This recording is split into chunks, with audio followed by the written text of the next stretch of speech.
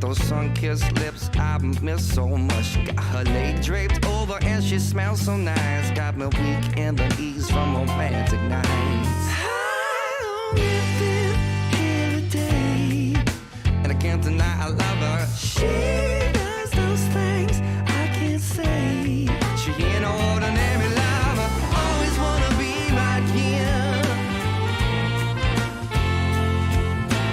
Always wanna be right here. Early in the morning, let the sun shine in, baby.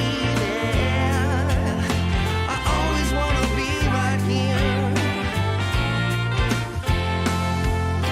The afternoon light comes creeping in. She got that red hot loving, making sheets with. And she got the way of an angel and the devil in one. She burns brighter than a fire in the California sun. I only been here a day, and I can't deny I love her. She does those things I can't say.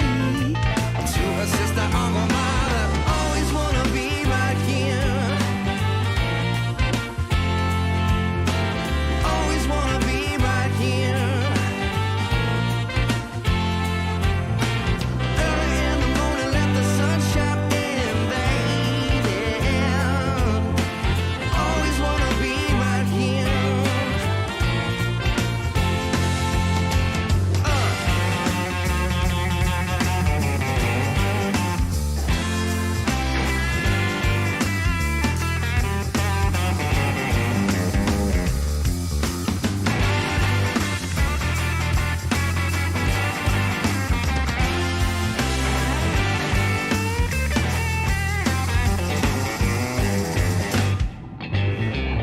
wanna be right here. Always wanna be right here. Well, early in the morning, let the sun shine in.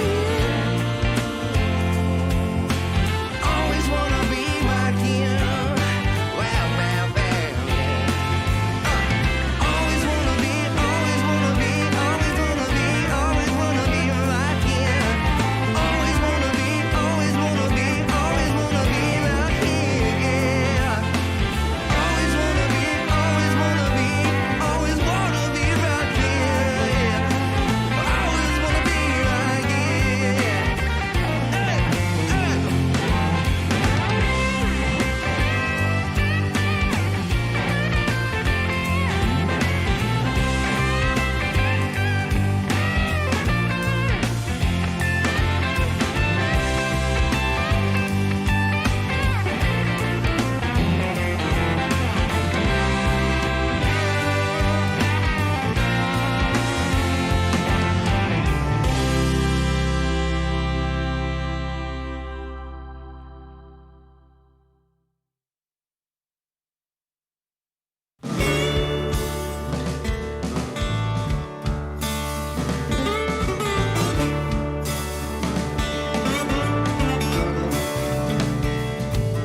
I woke up in a bad place, my back against the wall, my head full of hurt and alcohol.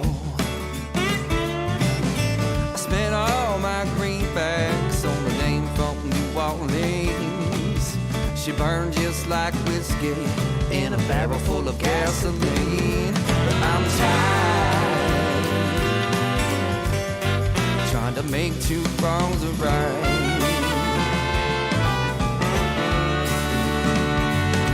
Sweetheart thing, if you can't relate, you gotta get you a girl, yeah, from New Orleans.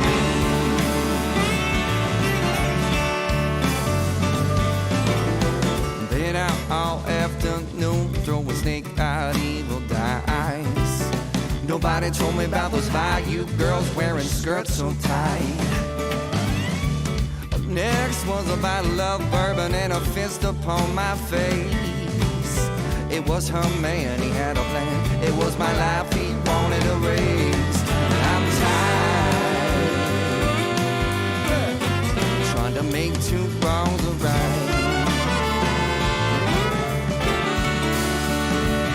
She was a sweetheart thing, if you can't relate, you gotta get you a girl, yeah, from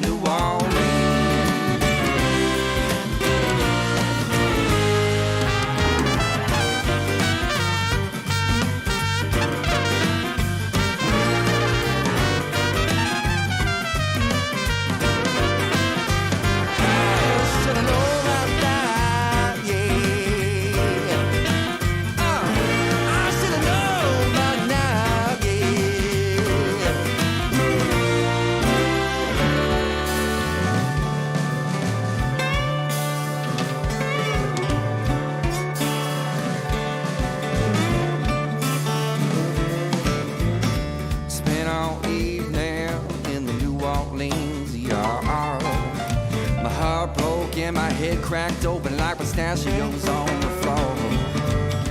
I really thought she was an angel surfing on the bayou, swinging on a star. I think twice before I get the inclination on vacation in a French Quarter bar. I'm tired. I make you wrong.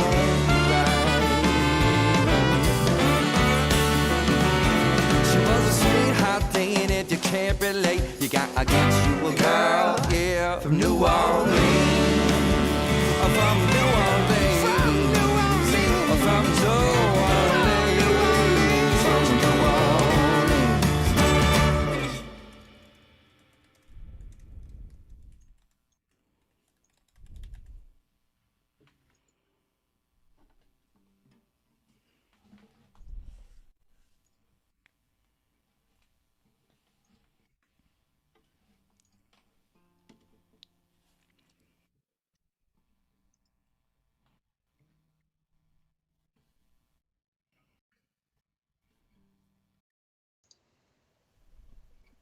Presenting Abby. I want to whisper in your ear and tell you that I'm here and take you out to dance and maybe find romance. But you can't, so it's Mobtown life. I want to see the friends I miss, or give my mom a kiss, or get my hair cut right, or just sleep through the night. But you can't, so it's Mobtown life. Mobtown life, we'll drink with you forever. Mobtown life, in dark and stormy weather. Mobtown life, what else is there to do but pandemic together, or panic? So put on your Wednesday best. At least the talk of I guess will take you to the moon. It's live to your bedroom. It's tonight. And it's Mobtown Live. Mobtown Live is brought to you by Official Voting Boxes. Hi, Abby. Woo! Here we are. Welcome. Here we are. Finally, you and I running things as God intended without Sarah trying to tell us what to do, trying to boss us around with her giant hair. I mean, I can hardly handle it because you look so good to me. The tension between us has always been palpable. What? Welcome to Mobtown Live, everyone. Our public access style childhood dream come true via pandemic/apocalypse. Yeah, and if you're watching this and you're thinking, wow, I'm one of few people watching this, it's because you're the elite, right? That's how you right. think about it. You think about it. The weak people go for a large audience. Where we cater to the few and the proud. I mean, the great artists are hardly ever famous during their time. Yeah, but 1,000 years from now, people will be watching us on YouTube. Studying. Yeah. Watching the back catalog. Yeah. You heard it here on Mobtown Live. Yeah. So, Sarah's taking the night off. She's fine, but we all miss her very much and don't really know what to do with ourselves. So please just bear with us. I'm Abby. I'm Michael.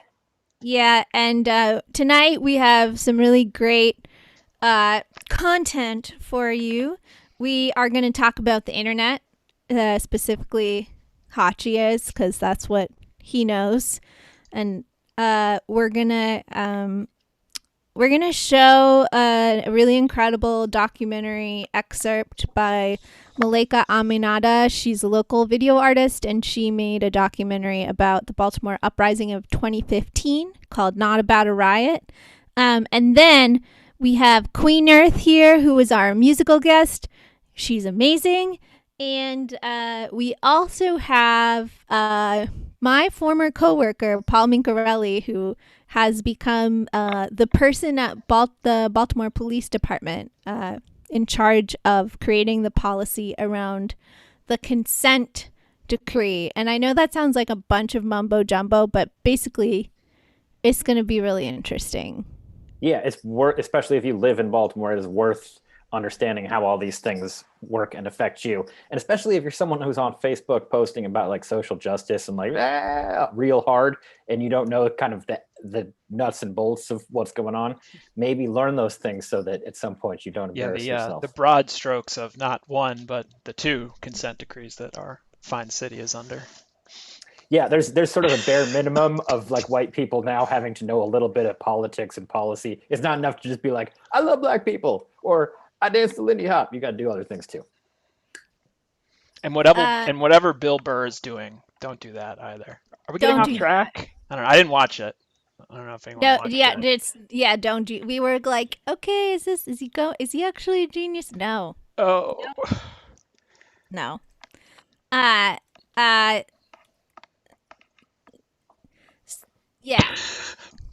That's what I have to say about that. We have instead of being like, give money to this person or this person, we ask our faithful viewers, to whom we are very grateful, all 700 million of you, to donate a cover or whatever you think is fair and possible for you. Maybe like $10, Venmo Mobtown Live, so we can keep this show going. And also we do pay all of our like musical guests, people who are creating original work for this chaotic dream. When we get our act together, we'll have a Patreon, and y'all, our faithful viewers, can tell us what you want. If you give us, we should do $50. We should do one of the higher tiers. They get to sit in on dress rehearsal. They could just hear you saying "fuck" a lot. I mean, it fails to amuse me. So, all right. I think what a crew of worthies. That's right, Sarah. We really need you. It's unsupervised nonsense. All right. Are we ready for our first segment? We are. Hachi, can I frame this for you? Can I sort of like play the volleyball thing where I bump it and you spike it? How about that? Sure, buddy. All right. So the following segment of Hachi Explains the Internet is going to be about QAnon, sort of. Not because you necessarily need to hear about them particularly, because they're just a sack of raging nut jobs, but because I kind of wanted to understand what's happening with the internet, how this sort of stuff happens. So for those of you who are unaware, QAnon is an insane conspiracy theory about like a Democratic-run pedophile ring. You know, there's a pizza joint involved, and Donald Trump is sort of a secret hero battling the satanic cabal, which is drinking the blood of the youth in order to sort of be forever young, which is, the old blood libel goes way back. I can't believe they trotted out that old chestnut. And it's like the deep net, like when you turn over a piece of firewood and there's just like maggots and gross, it's like that part of America has just risen, and the internet facilitated this. And so I'm going to ask Hachi, what the fuck is going on, Hachi? You live on the internet. You are one of its denizens. Yeah, but the great thing about the internet is you can find your own echo chamber and only hear things that you want to hear. So you don't have to touch this QAnon thing. Hold on, back up a second. Wait, was QAnon related to Pizzagate? Yeah. Really? Yeah, it all came together in sort of a beautiful Farrago pastiche of shit and terror. Where was that pizza place that it was at? Was it Ping DC. Pong? Comet Ping Pong? Comet Ping Pong. Yeah. Cosmic, something like that. I've never been there, but I didn't know that was QAnon. I thought QAnon was like a recent thing. Like it was like ISIS 3.0 or something. That's what everyone went into. Well, so I read about these things like once it's really gotten filtered into the zeitgeist. But my reading suggested that it's sort of been growing. But there's a moron slash internet personality who is allegedly part of the inner sanctum of whatever, who's dropping hints here and there that the people can untangle. Continue though. That's Q, right? Yeah. So I didn't really know much about QAnon except that it just kept coming up, and your brain only has so much room in it for the last, I don't know, 4 years, but also in particular 2020. So I really didn't look into QAnon until recently, and I pretty much, it's pretty easy to figure out. I only read like one sentence about it, that it said it was just a bunch of internet nut jobs that actually knew how to code, so they were like breaking out of Facebook into their own thing. Recently, there's been headlines about people getting unmasked because they're completely fucking idiots. That's not necessarily true for QAnon, but some of the people that were inciting counter protests were like registering all the domain names to their house, and that's like public information. But no, QAnon's definitely in the news a lot, and I wanted to talk with Michael about this. I'm learning a little bit more about it. And it kind of makes sense. Certainly, the headline that was from this week was the higher level executive was let go from Citigroup because he was running this QAnon aggregating website, kind of like a Reddit or something. Whereas you get all the memes on Reddit from like 4chan and Twitter, the QAnon meme stream is like a Pinterest board or something, and since everyone hates Pinterest, it's like unusable to like normal people. Like this guy created like the aggregator site. Again, I'm still a little unclear on it, but Citigroup let him go. I was interested why they let him go, because he did not disclose that he was making money from this venture. And maybe he wasn't like making money, but he was receiving revenues more than like $5,000 a month on a Patreon to fund the server costs, and Citigroup said no to that. Although I wonder, if Citigroup is secretly filled with what do they call themselves, Michael? Like the protectors or meme lords or something? Oh God, yeah. The lingo on this is something else that I need you to explain to me, is the constantly refurbished like handles and ways to refer to yourself and the ways to distinguish yourself from others. Is it starting to drive me nuts on the internet? Well, it's all so interleaved, which is why it was like, I didn't feel like I needed to look it up, because I thought it was just like normal whack job stuff. Like someone pointed out that the Twitter profile for Donald Trump Jr. or one of the other people, like one of the in-laws, said that he's a meme lord, and that they were like, this was like 3 years ago when he was trying to get reelected, or when he was trying to get elected for the first time, Trump that is. Mm-hmm. They like had a youth wing to try to create memes. And I think maybe this is how it all started, because you got these left-wing people creating the memes, and then maybe it just broke off. But we're jumping a little bit all over the place. I have trouble with this because I've been on the internet for a long time. Like I grew up on 4chan and stuff like that, but I never got into conspiracy theories or anything like that. I never went down those dark holes and went completely, I don't even listen to true crime stuff. So like I'm not fucking around with any conspiracy theory stuff. But I guess they believe this stuff. Like what is it? They believe that Donald Trump is fighting the deep state pedophiles. That's their whole shtick. Yeah, and it's got an apocalyptic edge to it, where there's going to be kind of a final battle in which. Oh my gosh! And having grown up with insane religious sort of cultish thinking, I can tell you that the apocalypse never shows up. Like Jesus hasn't come back yet, unless we're all in hell, which I'm thinking is more and more of a possibility. Mm-hmm. But you can always find a way to be like, oh, I predicted the rapture was going to happen. Hold on, let me go back to my numbers. Turns out I missed this variable, and you push it along forever. I am fascinated to see what will happen when if Donald Trump, in fact, is not elected and ends up going away, which is hard to imagine, that he's not a fixture in my mind forever. Will these people, what will they do? Will they just disappear? will they break off into some kind of like psychotic sect that follows him around? Anyway, keep telling me about the internet, Hachi. Well, yeah, you wonder, and again, I've not read too much on this, but you can kind of imagine how everyone comes together. There's a Facebook group for everything. You know what? It's been a busy fucking week. Facebook has now banned anti-vax stuff. It's either anti-vax ads or everything. It's like, what year is it? What month is it? They just now got around to that. They also just banned ads for it just left me. For Holocaust denial. That also came out this week. And then there was the headline that came out either late last week or this week that said that, and it was a confusing headline. I didn't read the article because, again, we're all just completely like, there's only so much you can fit in your head or like want to read articles for. I'm busy like reading about all these Eastern European states exploding.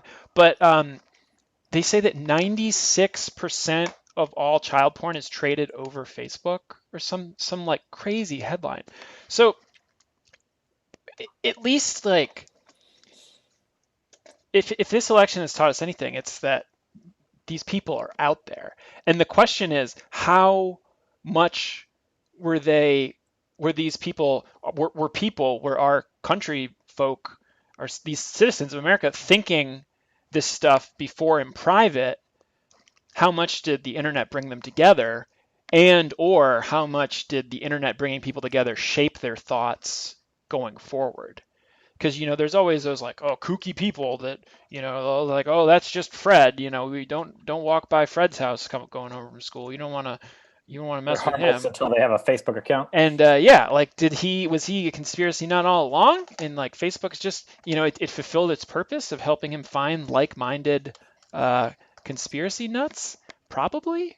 I don't know. Well, let me ask you this, as somebody who's been a basement dweller, sort of internet cat.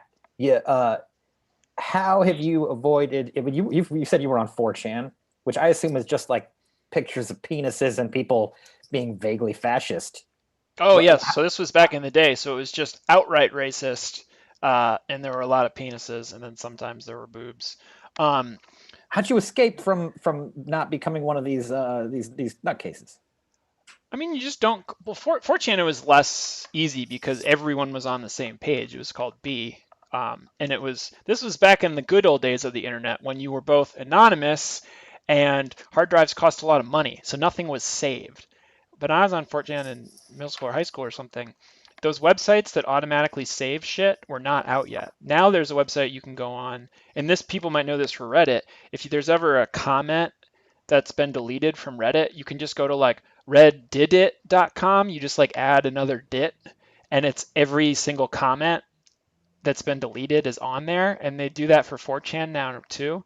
So it's just like, you have to use your real name. Everything you say is saved and archived forever. Back in the day, it was an anonymous site where people could just say bullshitting. Like, I guess that kind of fueled some, of bad thoughts, or people being outright horrible or racist or sexist or transphobic and things like that, because it was ephemeral. We can touch on the positives of anonymity some other time. But yeah, you would see, at least back in those days, you would see it. You would scroll by it. You would have to see it and know it exists. Nowadays, it's incredibly easy. On Reddit, you just go to the communities you want and hit follow.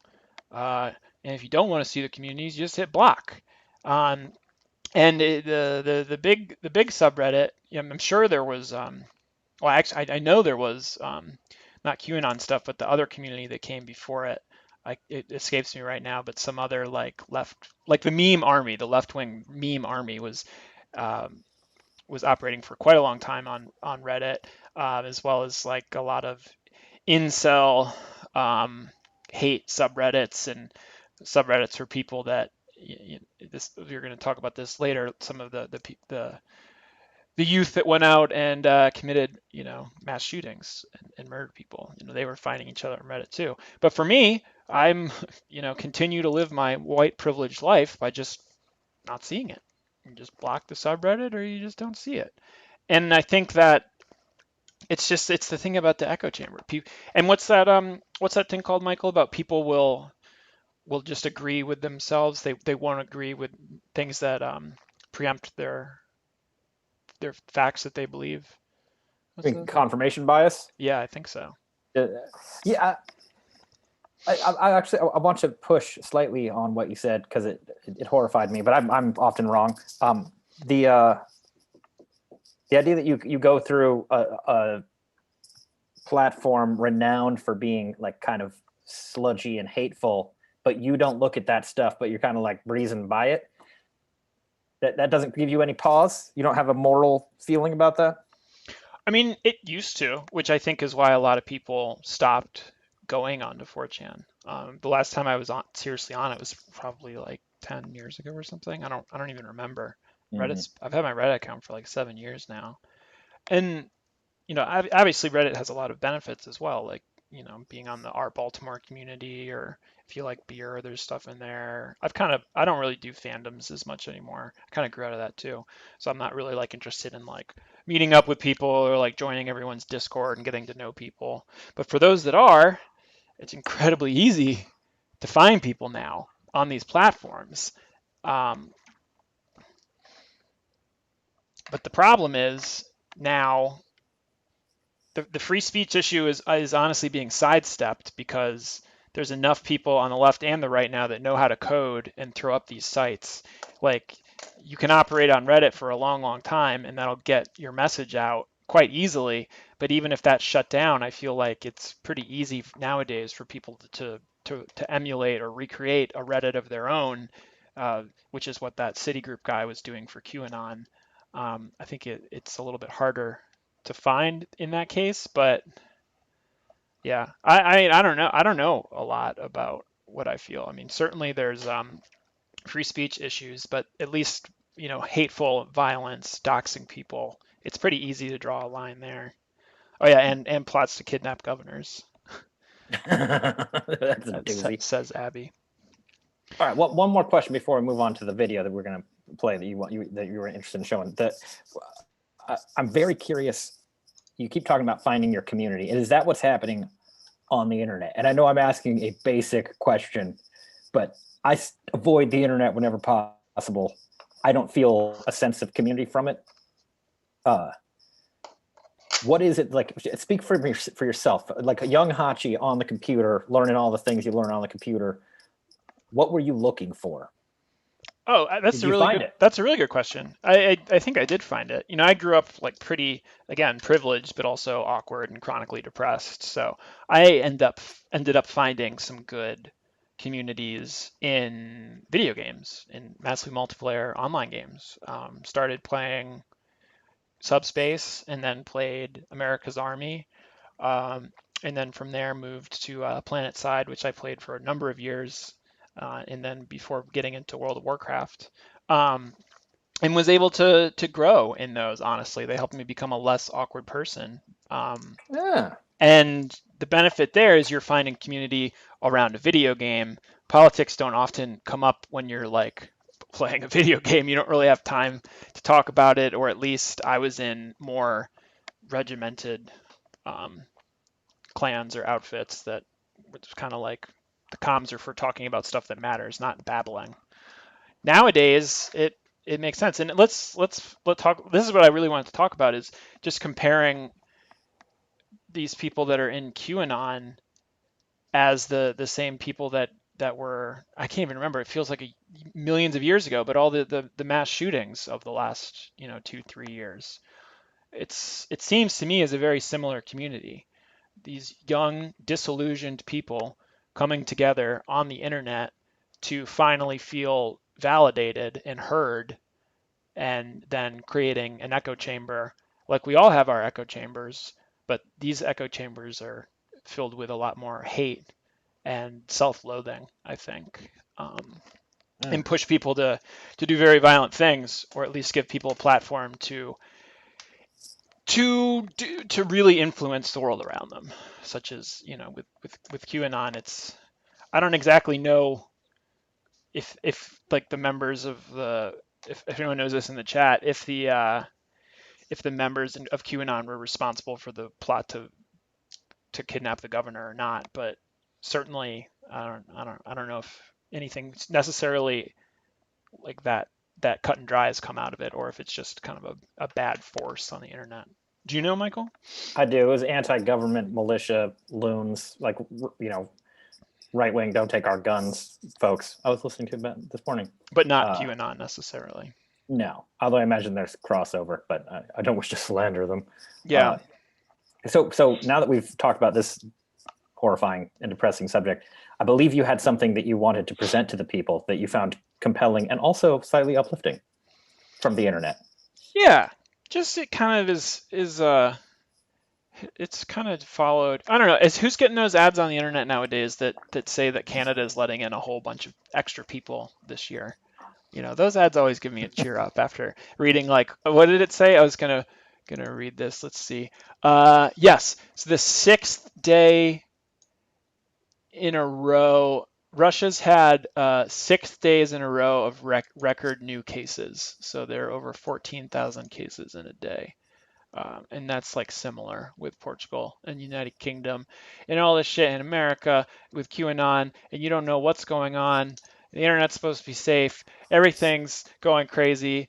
The Trump is they're gonna have a debate. So you gotta picture in picture ABC and NBC, and it's all just going down the tubes. So today when I found this video on my happy place on the internet, it really spoke to me. So play us out, Hachi. All right. Hi, I'm Gus, local resident of America. And right now in America, things are not very, or they have, it is bad here. But lately I've been hearing about a place that actually is not very bad. And that place is New Zealand. A lot of smart people have said a whole bunch of good things about New Zealand, but one thing's for sure. I want to be inside of there, please. Let's start off by listing some of the things that I won't bring into your country. Any diseases excluding skin conditions, guns and weapons, drugs, trouble, and a piss-poor attitude. In New Zealand, they speak the language of friendship. They also speak the language of English, which is really cool because that's pretty much the only language I know. This is pretty much my face when the government of New Zealand lets me come be in their country for a little while. Come on, let me in, please. See this? I'm gonna bring this bad boy with me, and I can't wait to use this to stimulate your local economy. Here's a list of just some of the things that I can't wait to buy and stimulate your economy with in New Zealand. Wow, that list is looking pretty big. Might have to bring 2. Come on, guys, let me in. My girlfriend and my dog are coming with me, and that's non-negotiable. But if you just are able to let me in, I can deal with the home front stuff. Let's just get me in first and then deal with the rest. But enough about you. Here's some of the things that I like. New Zealand. Being on my best behavior. The Lord of the Rings trilogy. Maintaining my unblemished record of incident-free international travel. And the Lord of the Rings Extended Edition trilogy. So thank you, New Zealand, for being the one and only country that I would really love to come just spend some time in, please. Canada, I'm open to talks. Iceland, you're my backup.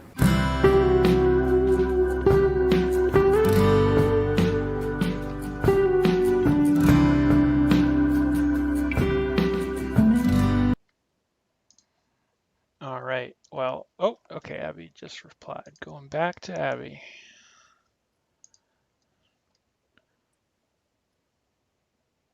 Abby. I swear, I'm really good at my job. Okay. Abby. Yo, so we want. I swear, I'm really Oh my good at God. my job. No, I'm not. Everything's bad. So, Okay, I'm so sorry. Okay, so we are talking about the consent decree today, which was the Justice Department's agreement with Baltimore City that because of our police department's egregious, racist, and neglectful and murderous conduct, we have to have some kind of oversight because people's constitutional rights were being violated, and a lot of this was as a direct result of the Baltimore uprising of 2015 following the death of Freddie Gray at the hands of the police. So just to kind of get us, kind of like remind us, you know, like what that time felt like, whether you were out protesting, whether you were staying home, whether you were volunteering or didn't live in Baltimore or had no idea what was going on or thought that an entire city was burning down. This is a film that was released by a local artist. Her name is, I'm going to say this right, Malika Aminata, and she is a video artist. She made a film not about a riot, about the uprising, and we're going to watch, she gave us, very generously gave us permission to show an excerpt of the film.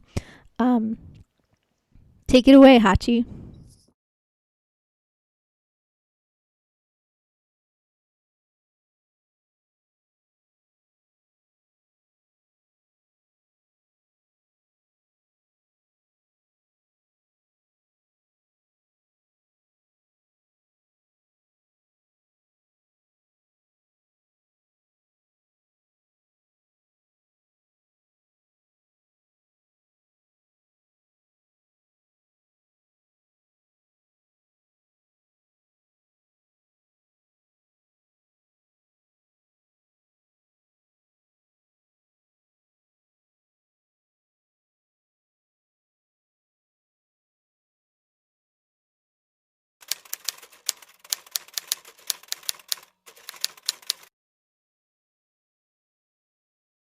There needs to be a partnership with businesses in this city, with churches in this city, and with the city to take over these rec centers.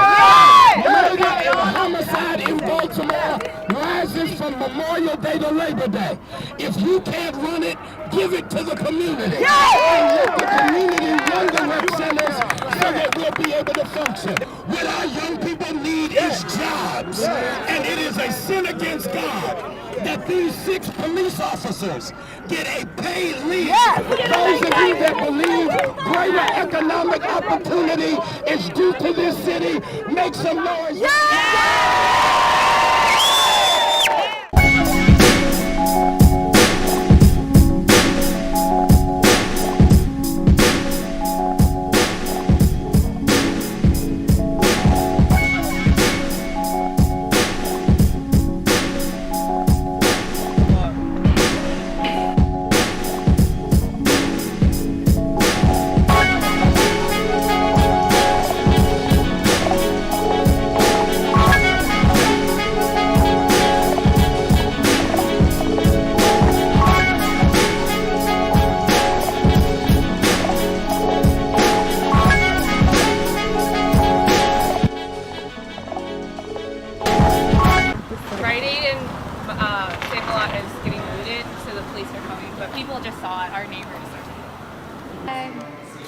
I'm out here, I'm visiting from New York, and we're in a pizzeria because we're getting emergency food because the CVS is on fire. Subway station, State Center, which is right up the street, Penn North, Mondawmin, Lexington Market, they're all closed. So if you're in that area, you're just kind of stuck like me. I live out in the county, so can't get home. March 1st. You're in 17?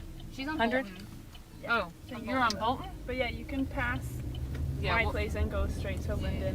And then we can come back down Bolton. Zoe's at the farm. Yeah. Did you know? It has a good shape. Thank you so much. Yeah, sure. Bye, Sensei. Have a good night. Thank you.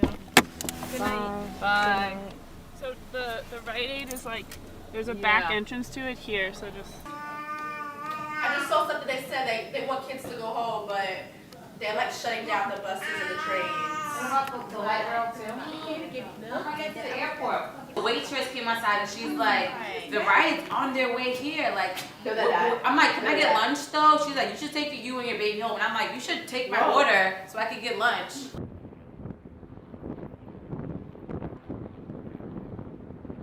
You still live up here? Yeah. I used to live in this neighborhood. Baltimore, a vibrant pulse in the dark room of Maryland. I was born into water. My heart commenced. It was in the late 80s.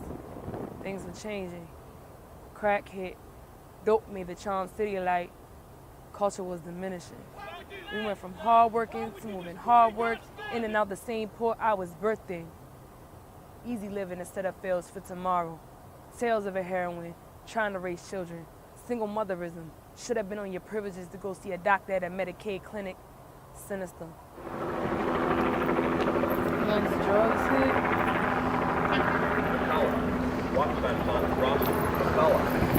Here we are, trash bags, clean up the neighborhood. Baltimore 410. Baltimore for Baltimore, be your own change. One love. I mean, the community's still standing together. You still have a lot of volunteers. They cleaning up alleys and stuff like that. And then they have free lunch at Simmons Memorial at this corner. When you get to Pennsylvania, it's 1 block down on Cumberland. So they're trying to get people to bring food and drop stuff off and all that good stuff. Praise the Lord, praise the Lord. I'm a Christian, man.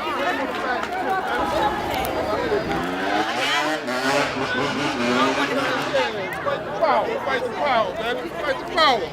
Do the right thing, you know? We investing all these money in the prisons, but we closing schools and after school centers and stuff. You know what I'm saying? Let's have a real conversation. And what we need is exactly this. Community, come out, build our own community. Don't wait for nothing from the city, because where the city at? They downtown. You got white people out here, black people, Chinese people, Mexican people cleaning up. You feel me? So it ain't all bad, but...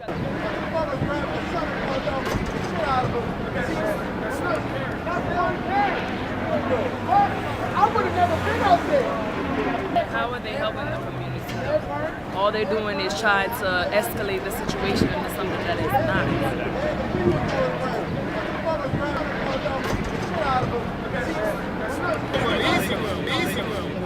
He just said, was this a fun game? Like this is some type of fun event, but this is not fun. It does. Okay. Okay, then what are you asking? Hold on. You gonna use that for us? Then what are you asking? Hold on. Man, you know, you talking English right now. And this reporter just asked me, as an African American, was this a fun fair? Does this look like a fun fair to me? I want to ask the same question to him. Does this look like a fun fair to you? Does this look like we down here for fun? We misunderstood. We misunderstood. Everybody take it into their own perspective. Everybody put their own life into it, but you can't because it's a Baltimore thing. It's the way we live our life. It's the way we was been oppressed for so long. It's not that we violent, we just frustrated. Some people don't know how to express it. Some people do. You know what I'm saying? We just want to tell our stories. Everybody think this is a violent city. I mean, people want to fight back. You know, you just get pushed, you don't push back. That's what he was. Have your way, Lord. Have your way, Lord. Have your way, God. We can't have this anymore, God. Heal this city, Lord. Heal this land, Lord. Everything is decency and order. Heal this land, Lord. Heal this land, Lord. Basically, as a photographer, as an artist, period, in Baltimore, we got the eyes and the ears. You know, we the ones with the larger following that a lot of the in the city people that don't do art don't have, as far as Instagram and Twitter. So as far as like what's going on now, it's us. We are the ones that need to get this out here because media is not going to portray it right.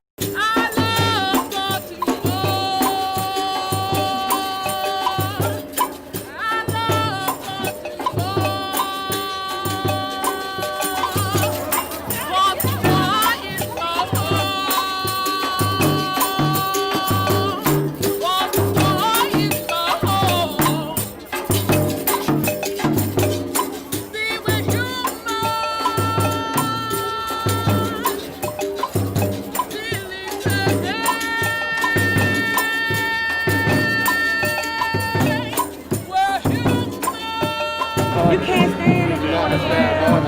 Don't do it. Please don't do it. I can't see your mouth. And you got nice teeth.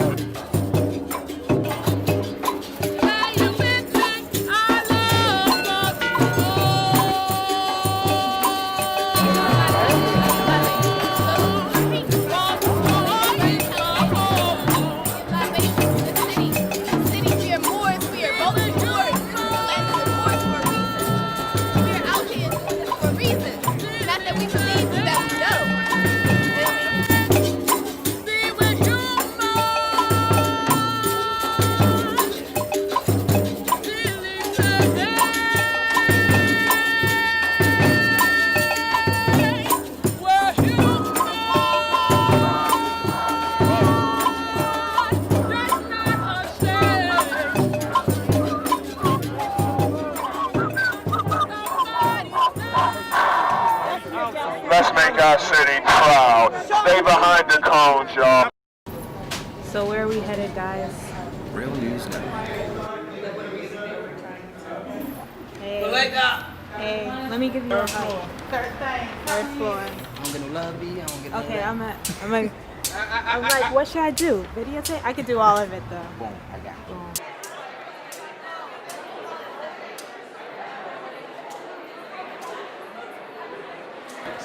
And it's about actual work. And that's really the tone that I want to set tonight in terms of level of seriousness that I want to approach tonight with. And we're not even going to be that long because it's really just about getting out what the agenda is, being able for people to assess where they can help, and getting to work. To come here, I had to go past the harbor. Did you see the tanks? I did not. I saw the tanks. You saw the tanks. Yeah. I saw some rolling by the armory this morning near Micah. It's weird. Yeah, I just want to see. Hey, how do you feel about everything? Bad. Bad? Why? Went to the store. We can't get no shoes. It's gone. All gone. I know in the West they had a marching band. They threw some water. Then they put smoke on them. Some people almost died out there. Our magnets they seem to be weak right now. They're probably permitting off some type of frequencies that they're permitting off. But so I heard that police officers they're traveling in vehicles that can kind of intercept text messages and see where people are going and gathering, so they know where to go and travel. I did a picture of the police. They took it off my phone. Cause when I went No, in, they the scrambled one of my friends' videos. What? Yeah. Yeah. Like they really like tapping into his shit. Like, Bye. Get home quickly. Okay. For curfew. Yeah, right. Curfew. Peace, y'all. Fight the power. My Rosie Perez zone. And so tonight I'm just gonna basically go home, charge my phone, get Zaleh ready for bed, and then I'm gonna wash my body, cleanse my body and my mind, and then basically me and you just need to get rest. Other than that, then we need to come together again. I mean, we can correspond via email if that's a better way to do it. And the moon we got a quarter moon popping off up there. Yeah. That was nice. What I heard from the kids in the office, man, I'm trying to go home. And I heard a couple kids, man, saying, man, F the police. And, you know, just a lot of different opinions. Some kids were just silent. Some kids were on their phone trying to call their parents. Like, that's what I'm saying. Like, the way the way that the media tried to portray it, it was like all these kids were like there for this riot, and that wasn't even true. A lot of the kids were trying to run back to the subway as the subway was shutting down. Like, because I'm coming up subway, there are children running down the steps. And the steps, and you can tell the subway is shut down already because the steps aren't going up or down anymore. They're like stopped. Before, like, it was like a few stones from a few kids, from what I understand. From when I saw it pop off, it was just a few stones. And then the police were like, using tear gas. And then there was glass, and those were big rocks, and they were cinder blocks and all that heavier stuff. But at first, it was just like, move out the way, I want to go home. Like, it wasn't like justice for Freddie. It was a few people over here like justice for Freddie. For the most part, it was just like, we want to go home, and we frustrated and we hungry, and y'all are like not letting us go home. So we just gonna take the opportunity, because we're kids, to throw rocks at y'all. But is that on the screen? Heyo. So that was Malika Aminata's Not About a Riot. I'll post up the link. You can watch the entire documentary. It's about 50 minutes long on YouTube. She's the local artist, and I think her perspective on the uprising and just talking to all different kinds of people, like people you're going to agree with and people you're not, is super fascinating. And just remembering what that time was like and how, like, regardless of, I think, your position, it was very chaotic and hard to know what was happening. And when we think about narrative, and the way the story of what happened in Baltimore was told, I think that work like this one is really important. Here. Yeah. So, Michael, Yes, what do you Abby. got?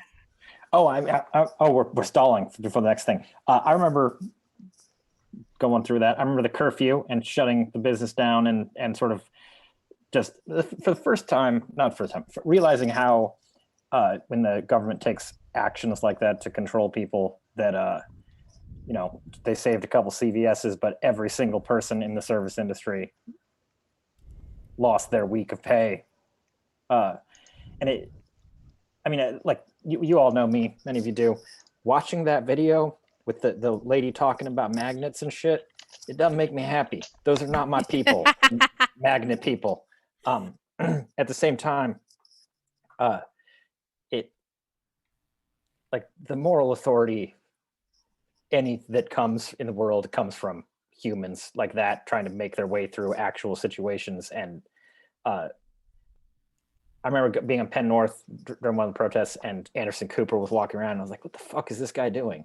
You know what I mean? He was like looking for action, and it was like there's human shit happening all around you that's incredibly important. But he was like, there was that easily spinnable political angle, and I mean he's got my politics. You never seen Anderson Cooper in Penn North before, or since, right? No, yeah, it's not like he comes and checks in on how things went. He was Yeah, go ahead. Fabulous jeans. Of course, I mean he's a he's very Anderson beautiful Cooper, man. And he's like 2 feet tall. He's like that high. No way. Yeah. Not important. I'm not gonna go down that rabbit hole, but I do want to take a second to say like and subscribe to our video, because apparently there's like some kind of video game lottery we can win if we get 500 subscribers, and we're getting close on YouTube. So hit that button, tell your friends. Mobtown Live is the place to be for people who want to think about stuff. Hard hitting And have Baltimore a good time discussion. on Wednesday night. That's us. Up next, it is my great privilege to introduce our musical guest. QueenEarth is a singer-songwriter and artist and organizer. Her music is a reflection of her experiences as a queer Black woman navigating the traditional structures that we live in, and she's fellow West Virginian, so big ups. She is a teacher of students and professionals. She also, you can find her music on Bandcamp, so thank you so much to QueenEarth for gracing us with your presence here tonight, and take it away. Huzzah! What's up, everybody? Hey, Mobtown. It's QueenEarth here. It's been a long time since I've played any music. I was really honored to take part in the show tonight for a number of reasons. One, because it's time to sing again, and two, time to release new music, and three, I think music is something that's missing in a lot of our lives, and it was always a way for us to come together. And oftentimes, some of the best conversations I've had with people have been at open mics. So, it's a way you get to know your brothers and your sisters in your village, and I feel like we've got a lot less talking in person to really feel each other. So, play some music for y'all tonight. Never music without stories. So, I wrote a lot of music in 2020, and most of it didn't have words to it because I just was poured out and had nothing left to say. But one song that is on my list to record this year and finish before it's done is a song I wrote about open mics. It's called Much More Than an Open Mic, because it's not just about the gathering and the list. There's a whole culture that we create when we find spaces for people to open up and share their voices, and from there we can do even more. So, the song I wrote called Much More Than an Open Mic.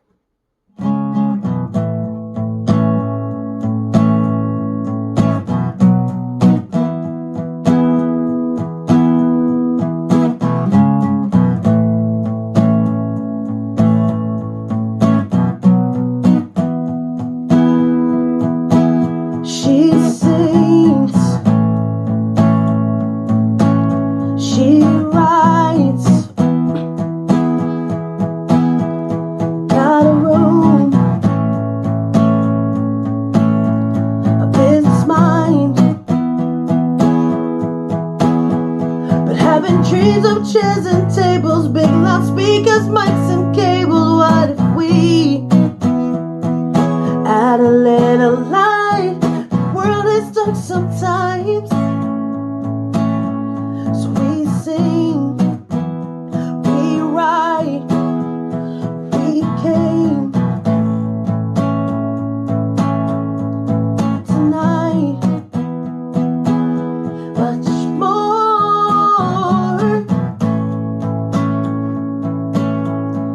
than an open mic. We pay cover for our thoughts. Here we wear no mask. We sing, we dance, we fall in love. We meet the fans, more than followers. This is family. We came tonight. Much more than an open mic. We came tonight. Much more than an open mic. They don't say our names when we die, but name us in the fight, and we came to sign a name and to get called in to the light. She is poetry. She cries. She smiles. Almost stated tonight. Where I'm from, we say 5 or 5,000. Maybe save a life we came tonight. Much more than an open mic. We came tonight. Much more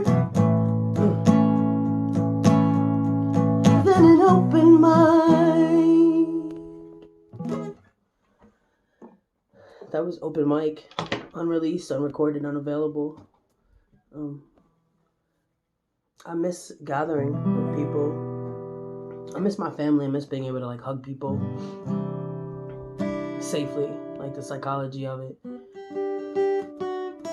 So, you know, how do we get through these dark times when we're so disconnected from each other? I don't know. I don't have all the answers. I know that I think talking to people and being intentional about who we're talking to people and whose space we're in is really important, because right now, like, it's so easy to ingest like negativity on the news, and you're supposed to hate people or not. I don't hate anybody. I just don't give love where it's not due. But doesn't everybody deserve love? I wrote this song a long time ago, 10 years ago, when I was becoming QueenEarth, because I didn't have a lot of answers to questions. And I felt like giving up. There was forks in the road. But I had to say, you know what? At least I have the strength to get up this morning and start over, learn a new lesson, and always be trapped. One day we're going to get out of our houses and we're going to gather again. But in the meantime, I hope that everybody's taking time to love on themselves and do what they can to keep moving forward, whatever that looks like for you. This is At Least I Stand. They say we came from ashes, don't make God a liar.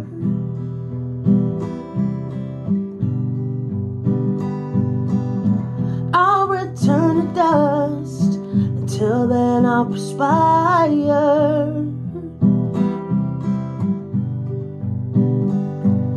I'd be a fool to get burned and reach back into the fire.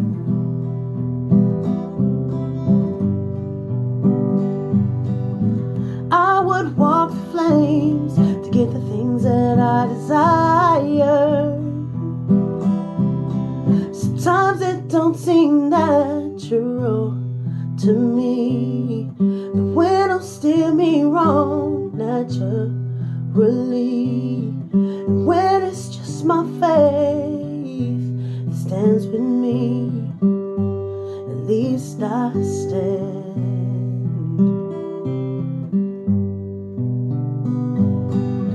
Drowning in my thoughts, so close to going under.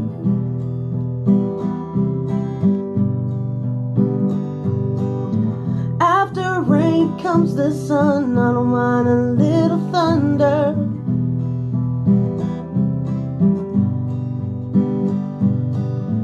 Thank you for the shade, sir.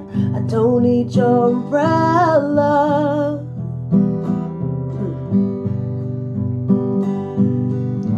Barefoot in the rain, I'm not your Cinderella. Sometimes it don't seem natural to me. The wind will steer me wrong naturally. And when it's just my faith stands with me, at least I stand. At least I stand. At least I stand. At least I stand. At least I stand. At least I stand.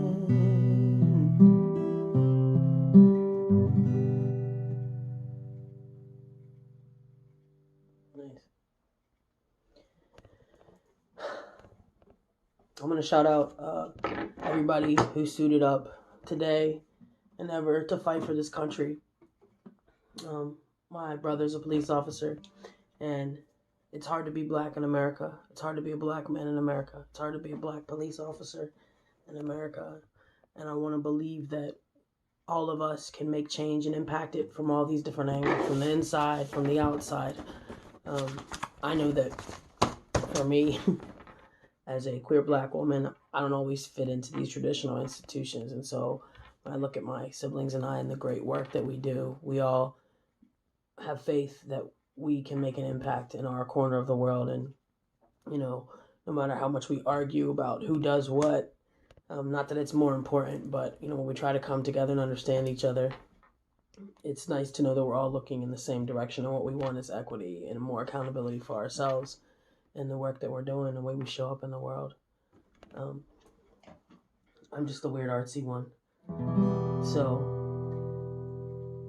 this past year I've been making lots of music, and like I said, it was mostly instrumentals, enjoying the hell out of band camp on Fridays, and just releasing music.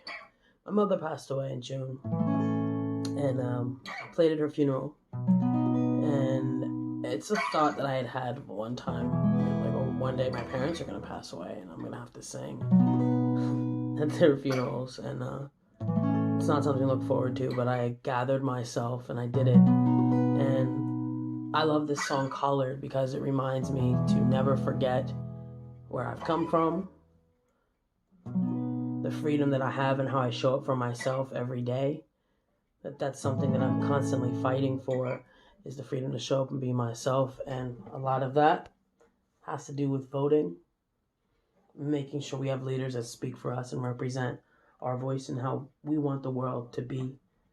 So I wrote this song called, I'm going to send this out to the ancestors. A lot of us have lost a lot of people because of COVID, due to death or politics or anything else. And to holding on to ourselves and never forgetting all the lessons along the way. This is Collared because someone who's on a pulpit. Where's a color? I come from preachers and performers. I come from farmers, people who tilled the earth, collard green. And I come from enslaved people. So this is color. I stand before my maker. They are between me and the darkness, always before and after. I stand between heaven and earth, roots planted, and when they called, I wasn't afraid to answer. Colored, colored, colored,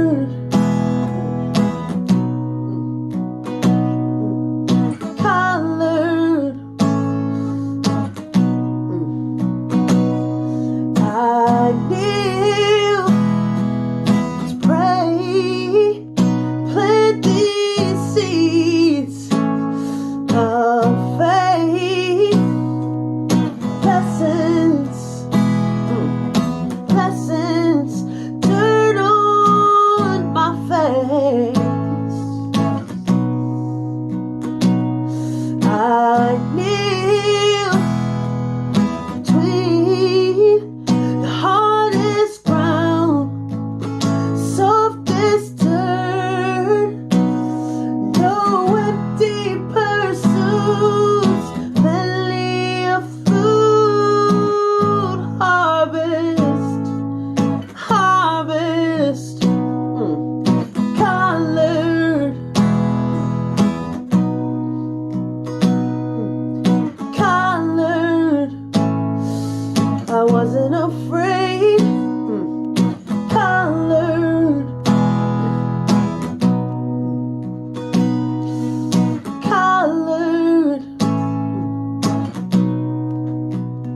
Blood of queens, blood of slaves, out of the darkness, break these chains. Blood of queens, blood of slaves, out of the darkness, break these chains.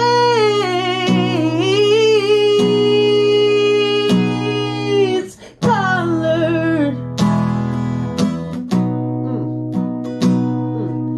colored. I wasn't afraid. Ooh, colored, colored.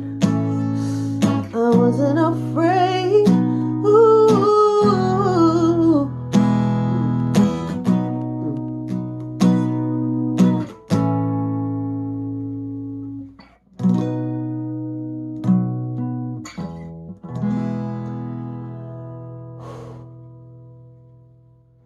May we never forget where we come from, to never lose sight where we're going and what we can be.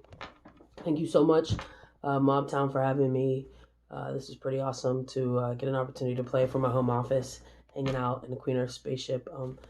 Thank you so much for everybody who suits up to protect and serve, whatever that means for you and the work that you do, and let us find more opportunities to come together and share our stories. Again, this is QueenEarth signing off. You guys enjoy yourselves. Check out QueenEarth.com or go to at Miss QueenEarth on Instagram. I'd love to follow folks and follow back. Enjoy yourselves. Check out that new music on Bandcamp's Instrumentals. Peace. Thank you so much to QueenEarth for that incredibly beautiful, soulful set. Indeed. And for being a source of good goodness in our city. I just like making a piece of work like that reads like that to a camera is like Snow takes a true artist. Yeah, and they started So talking about we're like really mental. grateful that you were able to be on the show. Thank you. Yeah, and they started talking about all that mental health stuff at the end. Got me. But you know, Hachi's the emotional of the crew, right? It's really true. Oh, Michael, you're muted, Michael. I can't hear the loving adoration you're bestowing upon me. I said if this was Captain Planet, you would be Heart. We make sure to shoot your cover charge to Mobtown at Venmo Mobtown-Live, and because we pay the artists. We do. Thanks to you. So we are going to move on to our finale, I guess you could say.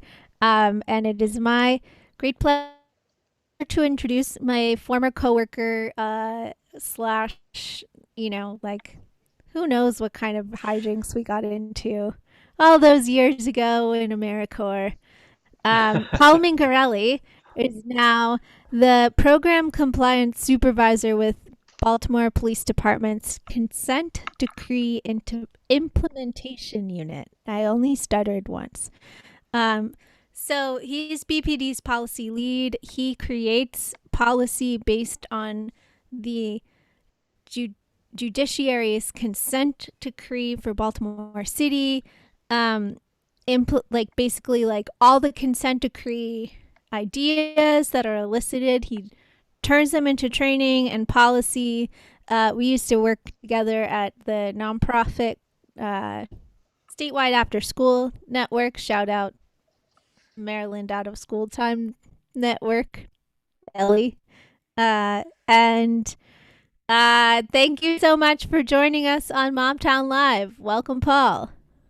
Thanks for having me. I'm really excited to be here, and I'm really supportive and excited for everything you guys are doing with this. This is awesome. Sweet. So in classic Mobtown Live tradition, I invited you to get us started with a cocktail. So what are you having tonight? Yeah, so I accepted the invitation, and I heard that a city councilman made a particularly strong and complex cocktail. So I was rooting through the liquor cabinet before this, and I came up with what I'm calling the low tide. It's a riff off the eventide, which is Coke Americano, gin, and some orange stuff.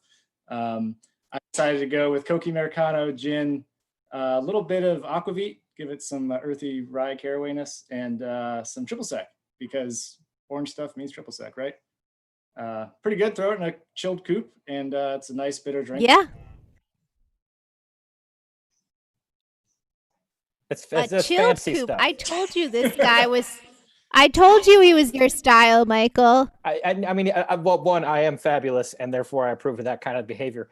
Two, I will say that the longer I've been working in the liquor industry, the more I'm just having a beer and a shot. I mean, like, I have the stuff to make all this fancy ass, all these drinks downstairs, and I just drink a shot. That's it. What's happened to me? I used to bartend, and I got to tell you, I don't know how to make a lot of very intricate cocktails, because it's a shot and beer bar, and at the end of the day, that's what I glom onto.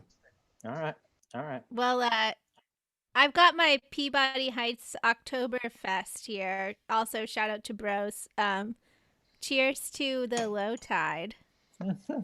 Indeed. Thank you. I'm cheersing my water. All right.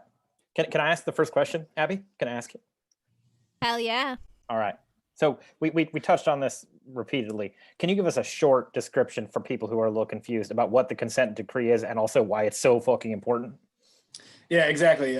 So flashback to about spring 2017, 2 years after the in-custody death of Freddie Gray, the United States Department of Justice, the city of Baltimore, and the Baltimore Police Department entered into what's called a consent decree. And a consent decree is a tool that the Justice Department uses when they find that police departments have, abused constitutional rights, namely the 14th, First, and Fourth Amendment, when they find a pattern and practice of violations. So that's exactly what happened here. the US DOJ came into Baltimore. They investigated the police department. And they found pattern and practice of violations of 3 constitutional amendments. And there was a settlement in federal court, where the city, the DOJ, and Baltimore Police Department signed an agreement that is 511 paragraphs that have to be achieved.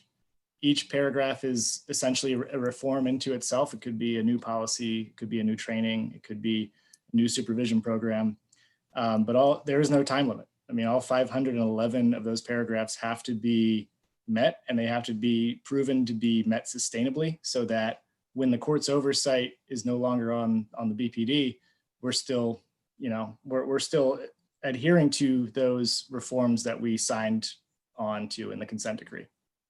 They have to be met, or what? What's the consequence for failure? Contempt of court to all the signatories. So that's why that's why it's a big fucking deal, because like this is, this has the weight of the federal government behind it. And those that sign on to it, and if they can't prove compliance after a reasonable amount of time, the court could come with a lot of weight. Just jumping in real quick, is this? I would always wonder this. Is this like the other consent decree where there are monetary penalties that we would have to pay for being in contempt of court, or is it okay? Yes. Yeah. No, it's got some teeth to it then. Yeah. This leads very nicely into my next question. Which is the current Justice Department's guidance for consent decrees, which I read because I'm a nerd, which is a good thing, I think. That guidance is vastly different from when Baltimore entered into the agreement under Attorney General Loretta Lynch, who was appointed by President Obama. She served up until 2017. Current Justice Department guidance states that consent decrees raise, quote, this is a quote, sensitive federalism concerns, aka like, get the government out of my backyard. Did Attorney General, who we all remember so well, Jeff Sessions, portrayed by Kate McKinnon on Saturday Night Live to great effect, did he take all the teeth out of the consent decree, and does the Justice Department still even care about egregious violations of people's constitutional rights in Baltimore City by the police department? So Jeff Sessions tried, he failed. The consent decree was signed, and the federal judge overseeing it, when he was approached by then Attorney General about the consent decree, basically said, no, ink's dry. We're going through this. This is under the jurisdiction of the court right now. So it is kind of funny, they talk about federalism and checks and balances and separation of powers, but the consent decree had been signed and all the parties agreed and said, this is the path forward. So they failed. Essentially, I haven't noticed, I think if your question's getting at like noticing any kind of difference in the DOJ folks with whom I work on this project, no, there's the same level of commitment that I've seen from those assigned to the Baltimore case. We work with them every day. No one has brought up any issues about supervision, and I guess we can only allude and presume to what's going on in the halls of DOJ. So I don't want to speak for them, but I know that they are career prosecutors who are in the Civil Rights Division who have been doing this for their whole career as attorneys. And, I don't see any kind of issues with DOJ right now, at least at their level, where they're, taking a back seat. Sensitive federalism issues is code for like, we want to do whatever we want to black people, right? It's just like, it's like Dred Scott, states' rights. It's insane. It's so transparent. So, all right. So I remember, Paul, when we met many, many years ago, you had been considering, you had an idea of a career in the State Department, and all the revelations around Edward Snowden came out about like the egregious practices, correct me if I'm getting this wrong, of our intelligence forces. And I'm just curious, like, how now I suppose like even though you are a civilian, like how has your perspective changed being a government worker? Yeah, I think, when I first met you, I told you about all those aspirations of State Department and all the cocktail parties overseas with foreign attaches and all that. Just a kid who read too many spy novels. I think that the change is here.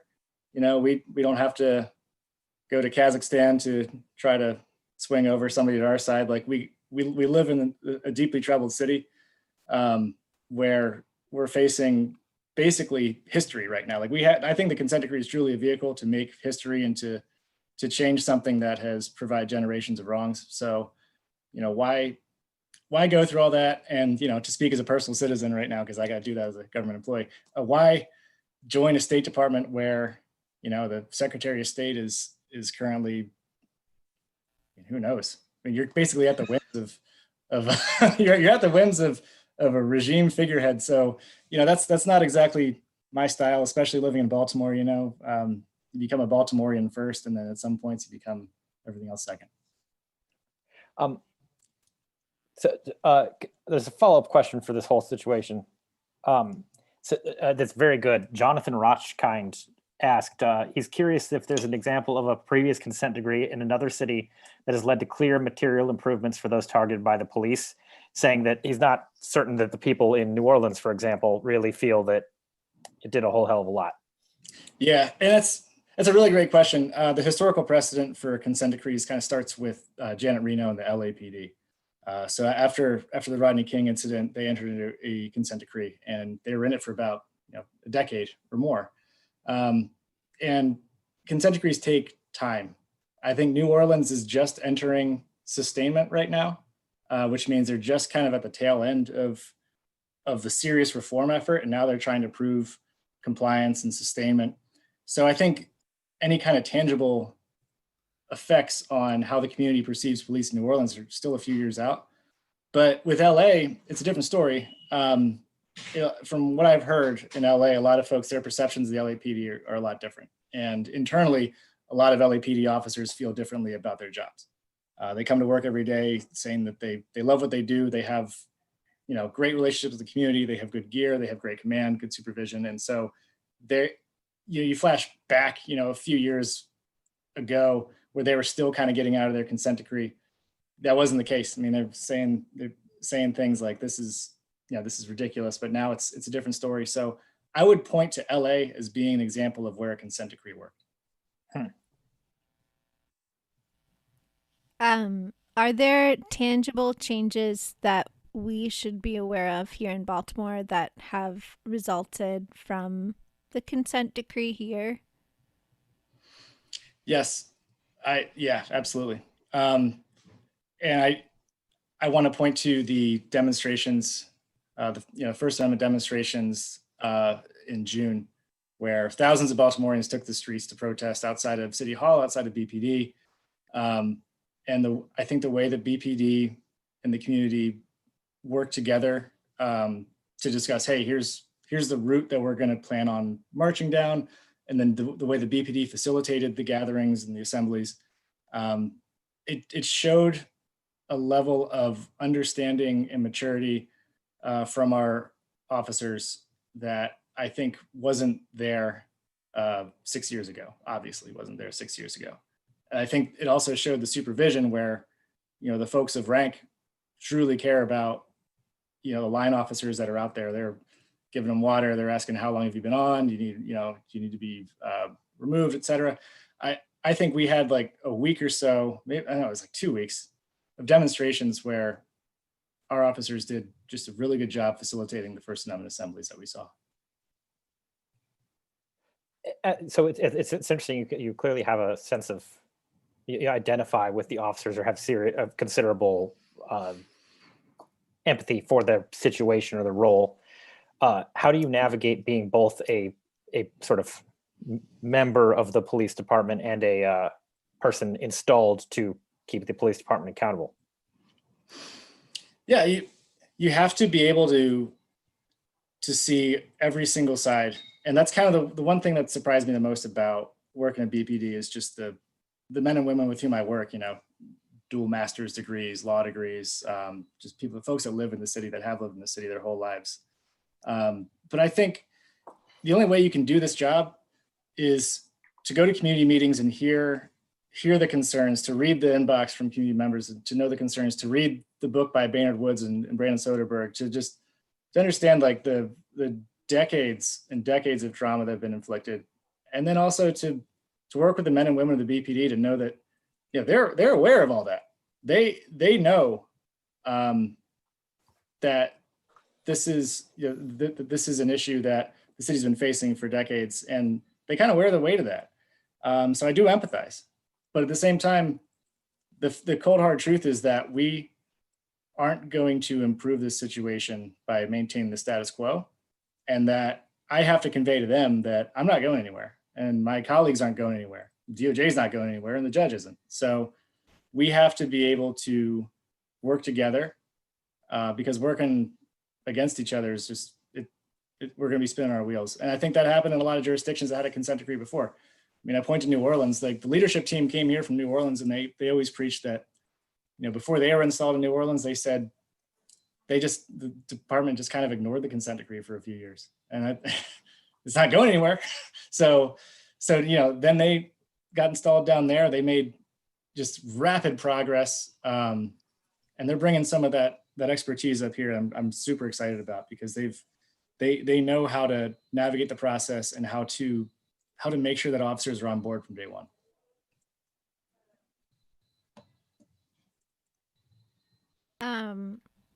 So to kind of follow up with what we were talking about, the recent demonstrations in Baltimore over the summer and all over the country, my personal understanding is that the demonstrations in Baltimore were largely peaceful on the part of the police and the demonstrators, not entirely, as like I do, not entirely. But I think that we here in our city are watching much of the United States experience an awakening to police brutality, especially people who are not, bearing the brunt of police brutality, white people by and large. This summer in Baltimore, in many ways, experienced that in 2015, after the death of Freddie Gray. And I wonder, what do you think we have learned as a city since then? E. Watkins talks about the nonprofit pimps who kind of came into Penn North and shit a bunch of money. And I'm sorry, this is me, like one beer in, woo. But spend a bunch of money and leave after 1 year. And what have we learned as a city, and what, if any, lessons could we offer the rest of the country? Yeah, that's a phenomenal question, and I definitely take your point about the nonprofit pimps who came in. I mean, why do you think I left the nonprofit world? It's crazy out there. But those turkeys. Yeah, how's one Baltimore doing these days? Anyway. Oh. So I think burn. In terms of what have we learned? I don't want to place that on anybody. I think everybody who is out there demonstrating this June, it's just had enough. Like, everybody's just had enough. And I think for our officers too, they are experiencing this at a different level that I don't think any of us can understand, because we're not officers. And I think there's more of a mutual recognition. And I think the way that we've talked about these issues, and trust me, I'm at the training academy pretty frequently. I know the way folks are talking about this.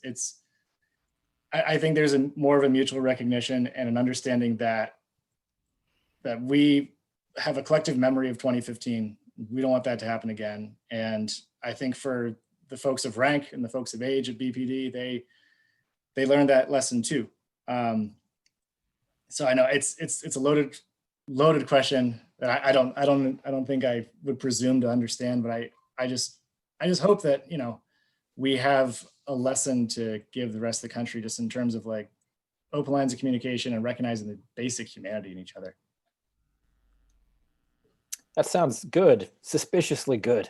I'm not sure. I mean, I think it's hard to tell because I think we're at the very beginning of a very, very distinct change in policing in America and just public service in America writ large, municipal government, municipal budgeting in America. So I don't know that any lessons are over yet. I just think at this checkpoint, Baltimore, like, we've been through a lot together. We understand. And I think we're a step ahead of a lot of places.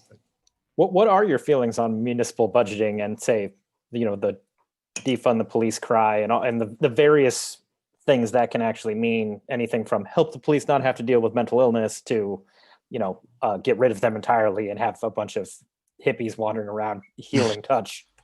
Well, where do you fall? Well, sign me up for the hippies of the healing touch. But I think it's a long time coming, and I think the consent decree in a lot of ways was ahead of its time because it speaks about defunding the police, right? You look at the behavioral health section of the consent decree, it says least police involved response.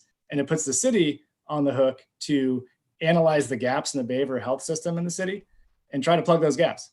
And then you look at the youth section of the consent decree, it talks about diverting youth away from juvenile and criminal justice systems.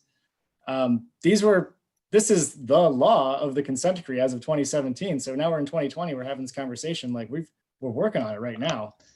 They're very complicated systems, though, obviously, because with behavioral health, you have the choke point of someone calls 911 because they might see a behavioral health crisis as threatening behavior. So they call 911 because they want a cop, but a cop's not the right person to come to that scene. An officer's going to show up and they're going to try to de-escalate because we're training them all to de-escalate and we're giving them 24 hours of behavioral health awareness. But even then, you're sending a law enforcement officer who's not a social worker. We do have a dual response system where we have social workers and cops that go together. But again, it's not resourced enough to be 24/7. And there is a 24/7 mobile crisis team in the city. But again, it's all capacity. So while I do believe like 1000% in the reallocation of resources to remove law enforcement from these situations because they're not trained to do it. And basically society said, we're going to put all these negative externalities at the feet of law enforcement. I think it's going to take a lot of time and a lot of undoing of systems that are just not built for, a nimble, quick approach. So you've mentioned 511 paragraphs or sections.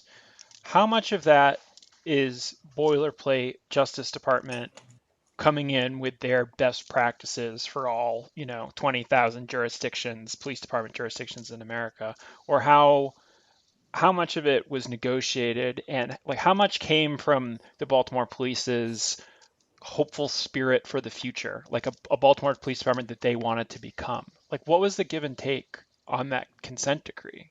Or was there? Yeah, I know, right? I wish I could have been in the room. But I think it came from a variety of sources. So obviously the consent decree represents a settlement agreement. So lawyers from both sides are hammering it out, right? It is greatly informed by the findings report of the DOJ, which is hyperlocal to Baltimore City. So when you see things in the consent decree about stops, searches, arrests, all that is informed by violations of First, Fourth, and 14th Amendment. And that's things that they saw in their findings report. Some of the things you might see that aren't specifically in the findings report are informed by President Obama set up what's called the COPS office, Community Oriented Policing, I believe. And they have a list of best practices and the international chiefs of police have their best practices. So you're right to call that out. That's certainly a component of it, but I don't think it's the majority of the consent decree. I think a majority of it was driven by the findings report itself.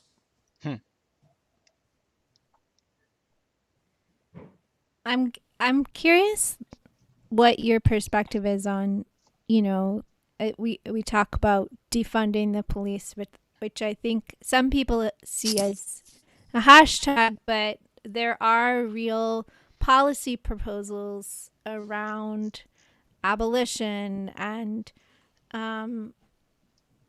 funding police departments less so we can fund education and social workers, so that you could, for instance, call 911 and get a social worker 24 hours a day. Mutual aid. We talked to Harriet Smith, who is the executive director of Baltimore Harm Reduction Coalition. And I'm just wondering, like, what is it? Do you think that it's possible inside of an institution that historically its roots can be traced to that of slave catchers? Is it possible for an institution like that to be positive for our society, or like, do we just need to start over from scratch?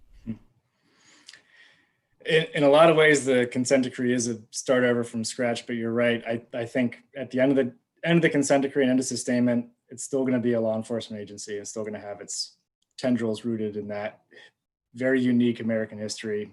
And the aspirational side of me says, just start over, right? But I think ultimately we need to reinvent ourselves from within. And from what I've seen of some of the younger officers who they've read the books, they've seen the TV shows, they know Baltimore's law enforcement history. It's just, there's that, which will get you in the Baltimore Sun tomorrow, or there's what we're proposing, which is, de-escalation, take your time, be a part of the public behavioral health system. Don't be a hammer in these situations. Divert that youth away from the juvenile justice system towards restorative response or something. I think that's the path forward, and that's what we're doing right now. And hopefully, this country gets its shit together at some point. We can have a conversation about what is the role of, why are we prosecuting all these little things? So what has been your proudest moment in your work with BPD?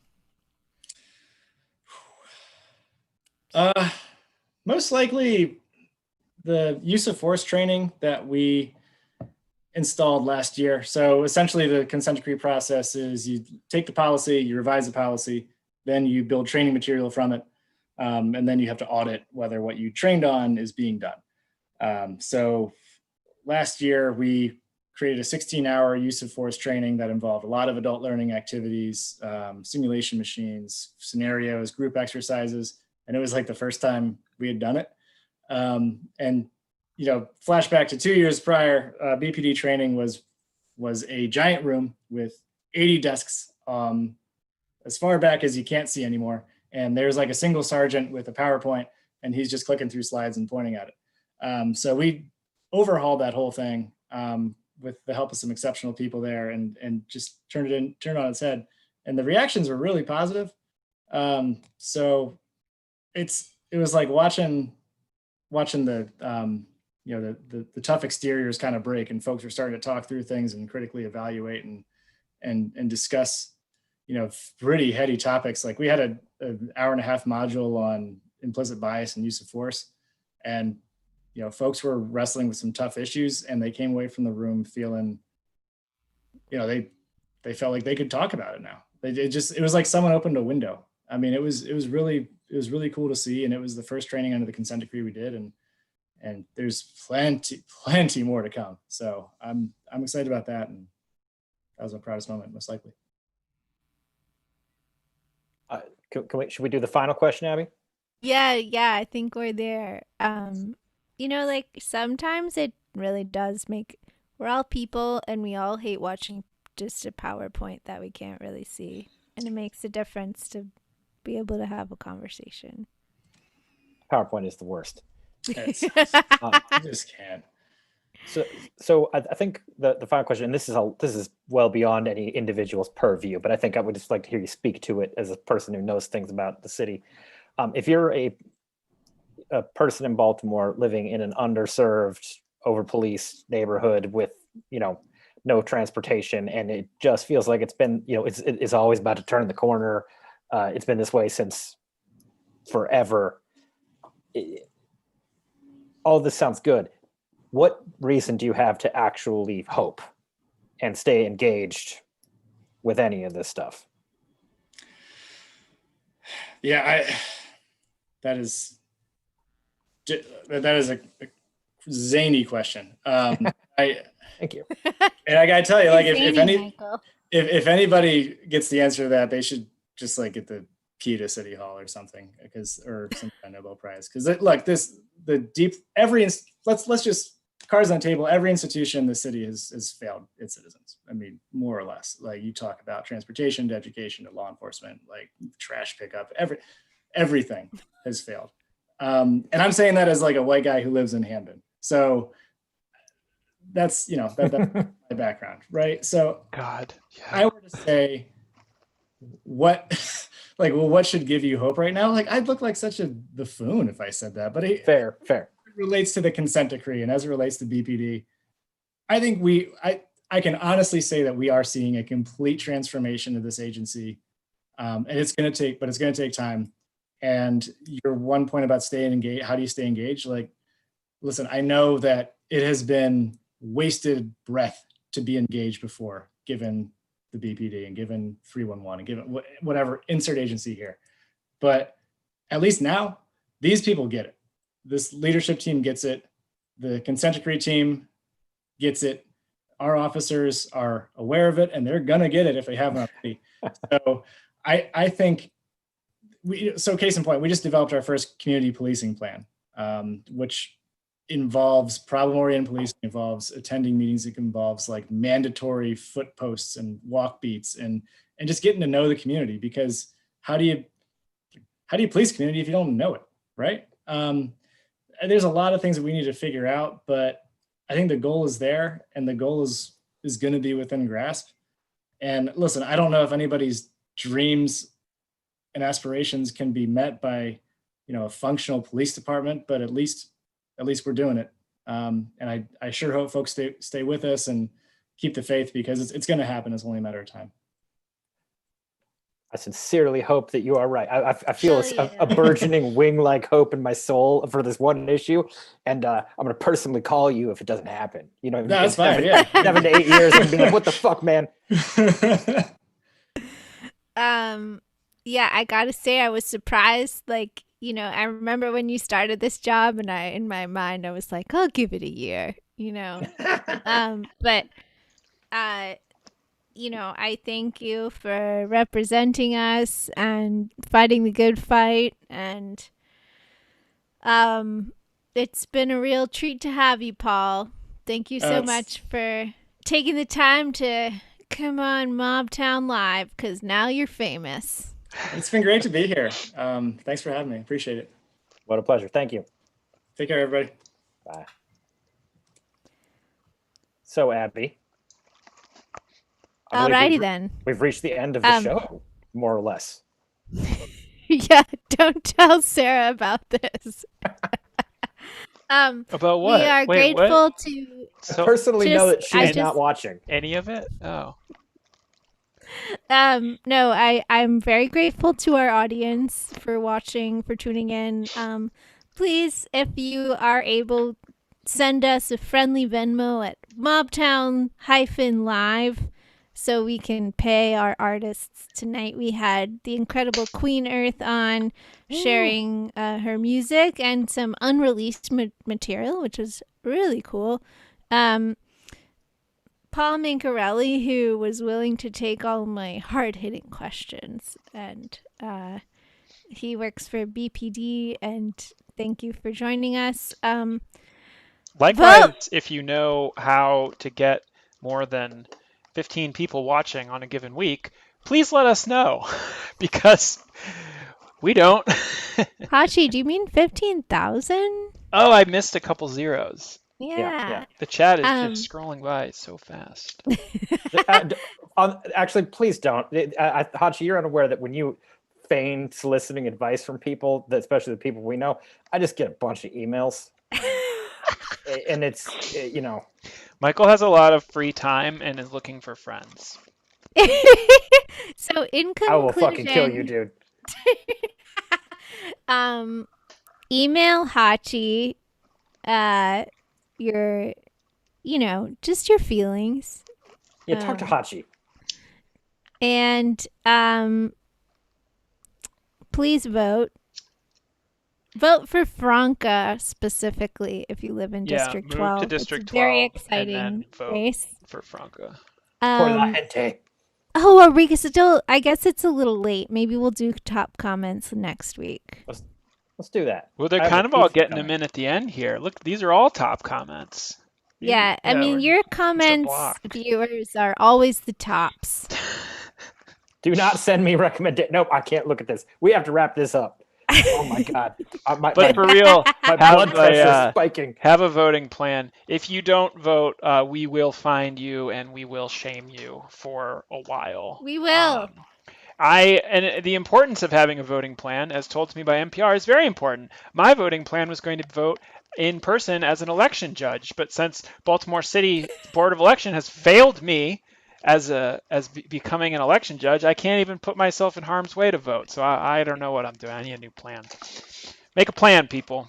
Make a plan. If it would make you feel better to watch me vote, Hachi, we can work that out. That'll get us viewers. Kinky voyeur voting. You can't vote twice, but you can watch someone else vote. I've made a mistake. All right. See you all next Wednesday. It's going to be great. I'm going to talk about existential dread. Bye.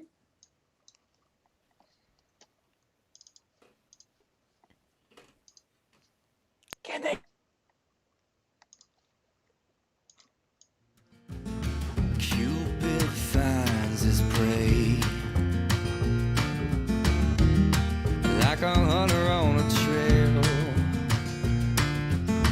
His target's locked on you and ready to impale, but his arrow shakes, his heart escapes through a ribcage locked and guarded by a host of rusty nails.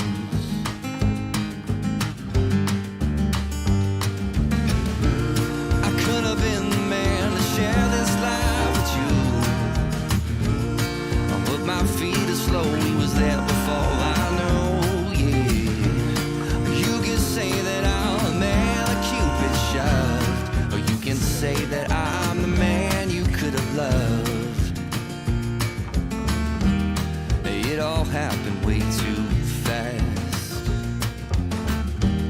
I saw him break his only rule. I can't blame him for falling just for you. He's tired of wings in a quiver of foolish things.